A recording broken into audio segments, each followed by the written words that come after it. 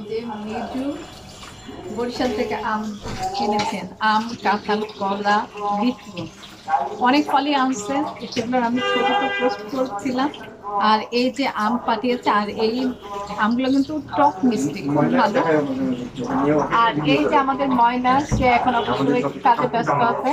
সে কিন্তু এই যে সুন্দর করে আমগুলো আমাকে এই যে দিয়েছে, সুন্দর করে যেভাবে করতে হবে। এই যে দেখেন কি সুন্দর করে করছে।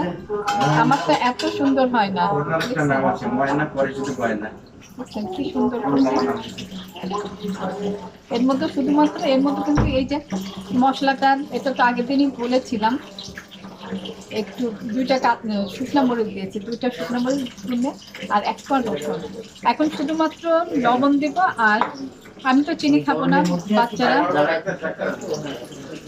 বাচ্চাদের জন্য শুধুমাত্র হলো চিনি দেওয়া হবে। তাও ওরা যে পাত্রে খাবে ওদের বাড়িতে দিয়ে দেব। এই যে এতটুকু, এতটুকু দিব লবণ। আগের দিন যখন খাচ্ছিলাম, মিজু তো মাখামাখি খাওয়া খুব পছন্দ করে, তখন দুদিন খেলাম, দুদিনে মিজুর কথাই মনে পড়তেছিল যে মিজু থাকলে তো খেতে পারছেন। তাই মিজুই আম নিয়ে আসছেন, আর অনেক আম যেহেতু আনছেন, আমরা কয়েকদিন খেতে পারবো। আজকে তো খাচ্ছি, আরো দুদিন খেতে পারবো। অনেক আম দিয়েছেন আমাদের।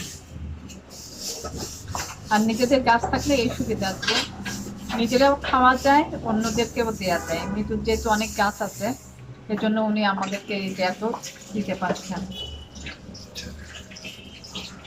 খেয়ে দেখে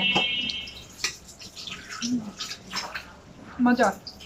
ময়না, তুমি একটু টেস্ট করে দেখো, একটু ময়না একটু টেস্ট করো খেয়ে। যাও বলো, ময়নাটাতেও মজা লাগছে। এখন আজকে চপে বাবা কি বলে দেখুন। আর এই যে মিজু আমাদেরকে আম দিয়েছেন, আর মিজুকে আজকে এতটুকু দিচ্ছি, বেশি দিচ্ছি না, আমরা সবাই খাবো, আর একটু দিই সামান্য, আর মজাই লাগে।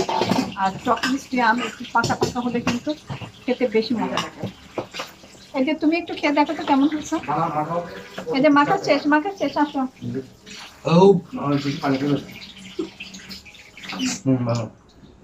চিনি লাগবে তোমার? না, চিনি লাগবে না।